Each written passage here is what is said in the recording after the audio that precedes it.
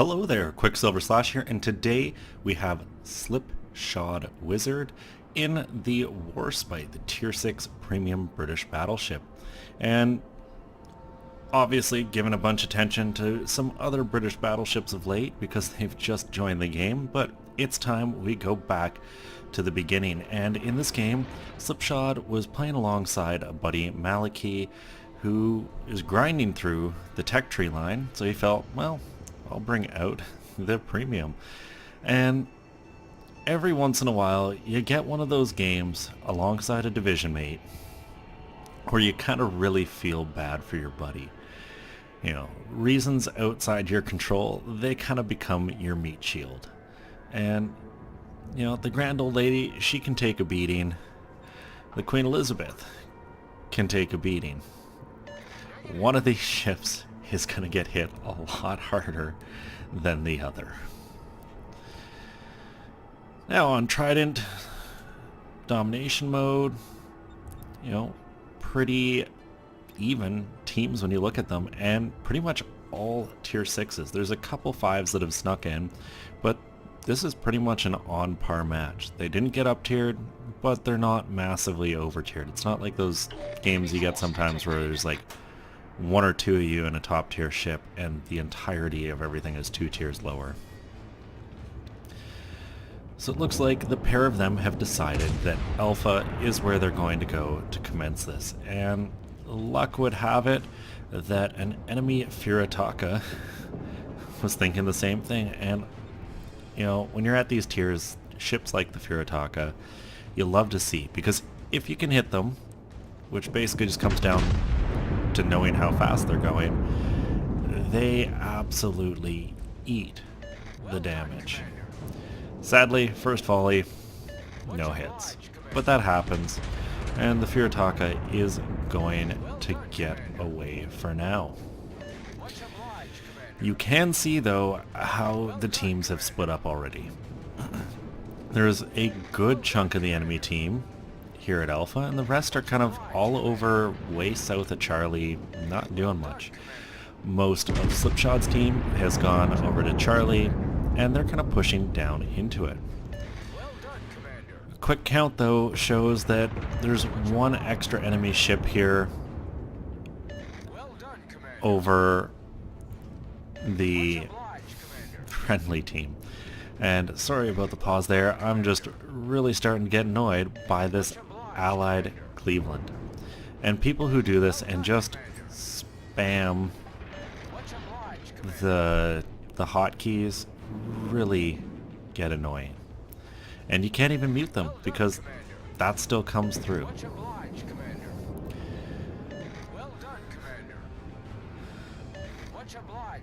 And of course the Cleveland is sailing off to nowhere doing nothing as he harasses everyone.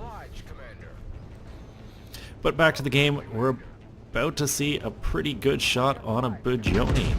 Side on, inside 10 kilometers. This is not a difficult shot to make.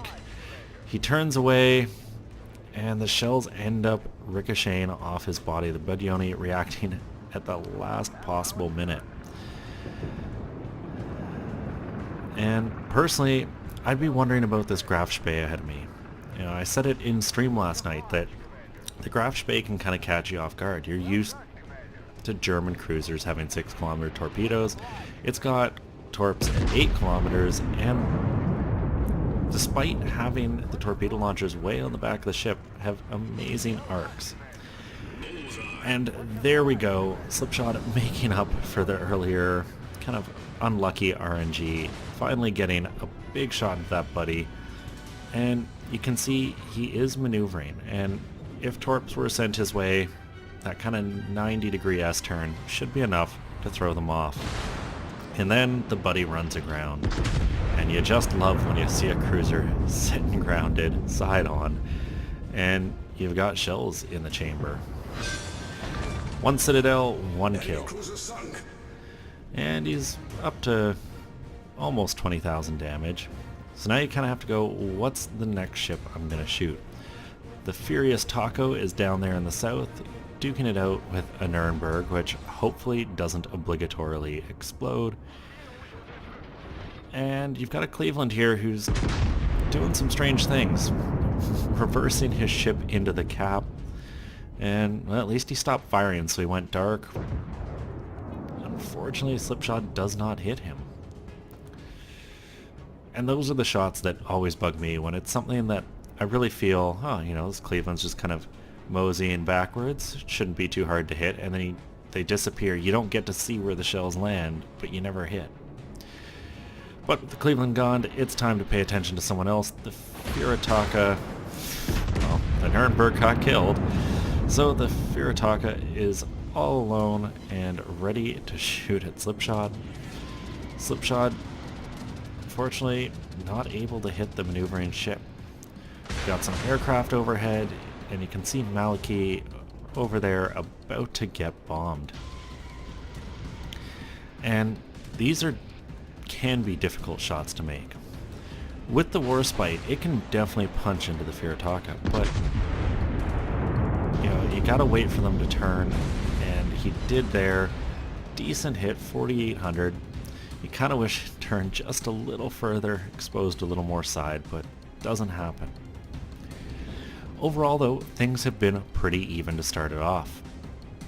The friendlies though never took Charlie. They never managed to do it. And that's kind of odd considering how many were there and what the enemy team's done. And the enemy team's kind of just sailed away. They got Alpha, no need. Meanwhile, the annoying Cleveland has at least stopped being annoying and is sitting right behind the Ryuju. And, you know, there's a time that aircraft carriers need anti-air cover. I would not say this is one of those times. And it just takes a ship out. And I've played carriers and had cruisers do this. They just sail up, they park beside you, and they just hope to get a bunch of plane kills.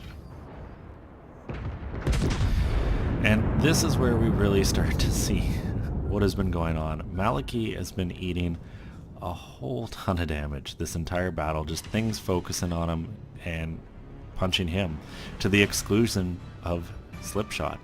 And that's what I was alluding to earlier, is you just get these games where the division mate, no matter what they're doing, everyone seems to focus on them, and you just get away with a good game where you kind of get to work around not having to duck through too much damage.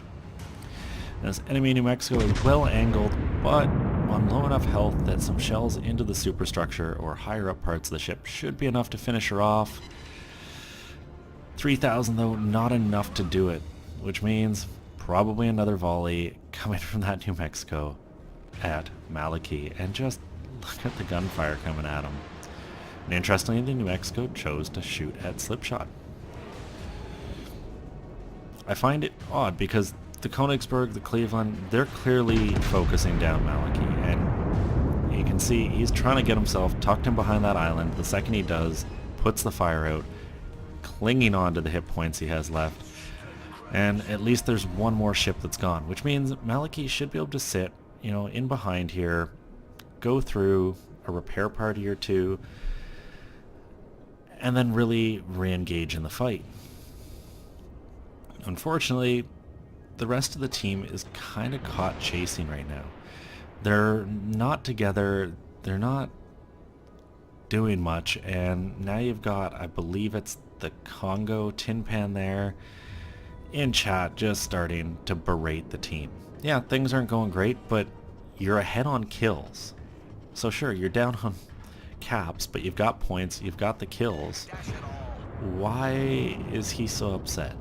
Maybe something happened over there I didn't see, but either way, you know, wait till the game's over to at least get upset at your team, unless someone does something stupid.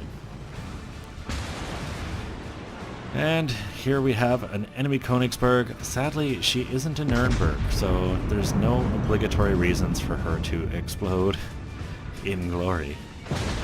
Which probably means I'm gonna survive.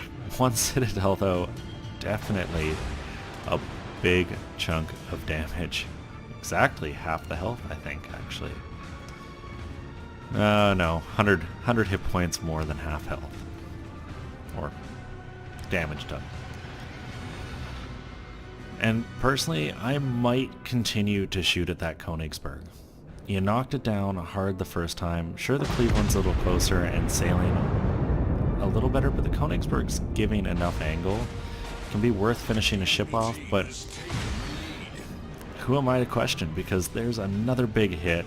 Cleveland now questioning its choices. You can see Maliki there, got a bunch of hit points back, and you know, that's what you do in a battleship. When you get in a situation where you're really finding yourself down, you have to find hard cover, safety, and just run the repair parties, and then you can get back into it.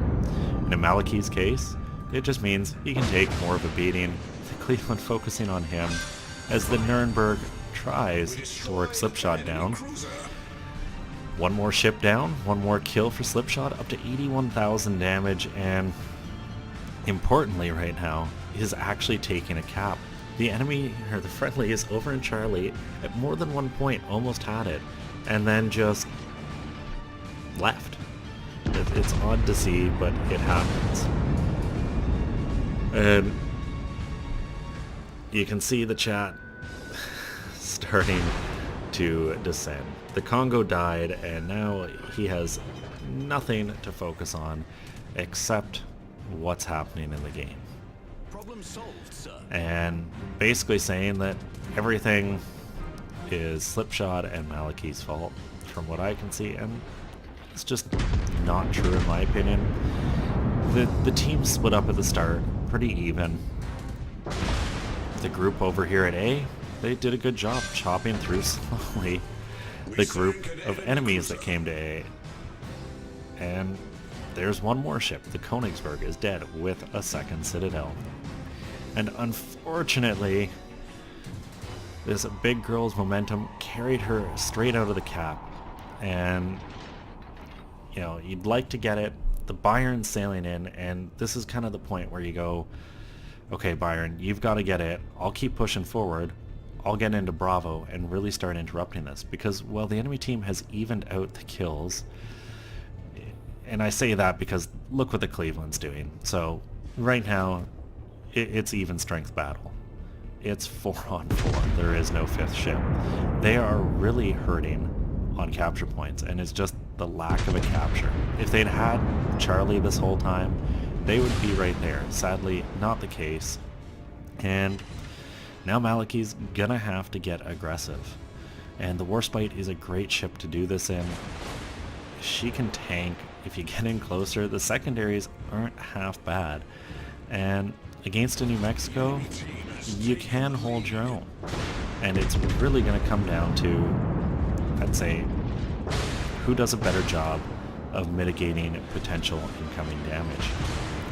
We've got dive bombers overhead. Hopefully, I haven't really been paying attention, but you hope that the Independence is air superiority and doesn't have any torpedo bombers, because 2 fires you definitely want to put out.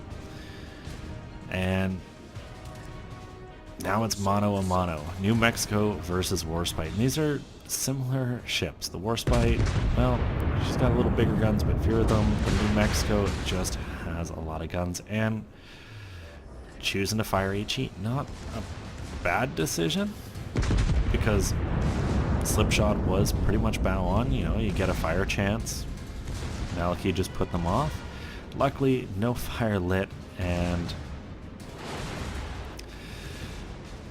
he's going to survive a little bit longer as a result of that.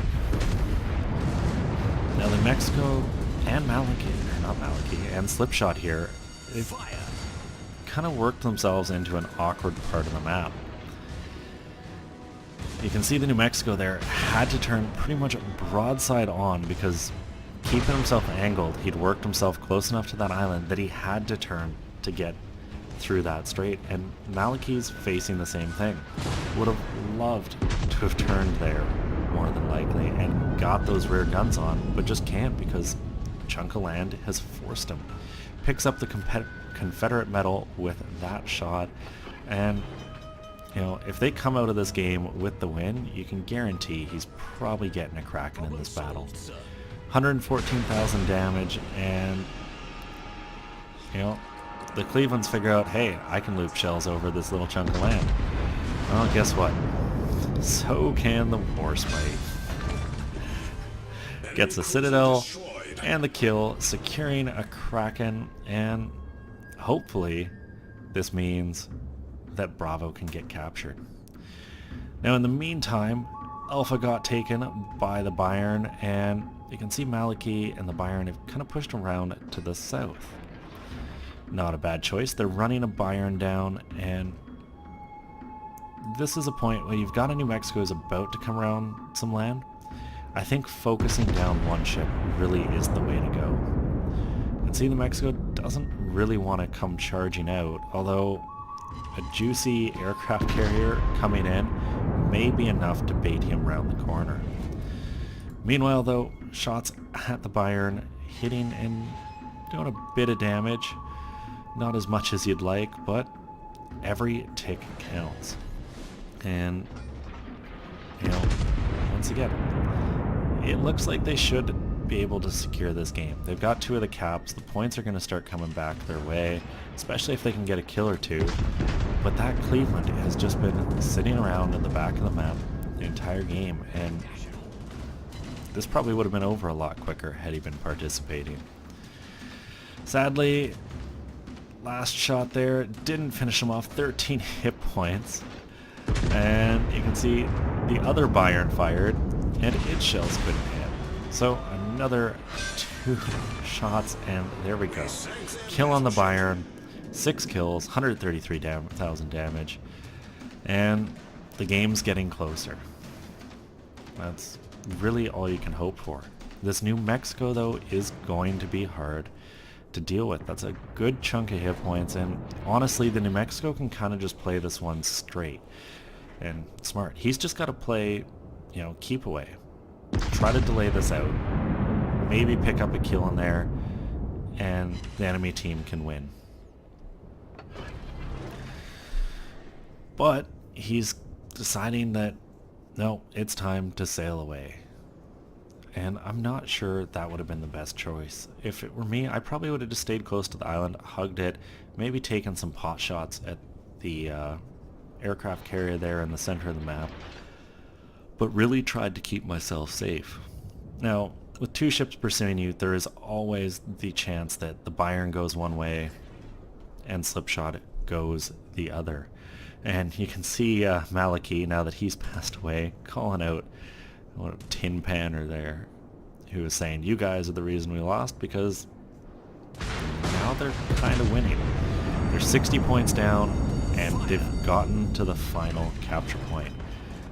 Great hit there, 17,000 damage, all penetrations, no citadels, enough to gather up that high caliber metal, and this one is going to be over shortly.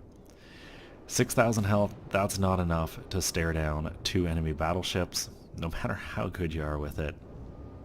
I mean, I suppose he could get lucky and perhaps just nuke Slipshot here, but firing HE, you're not going to do it.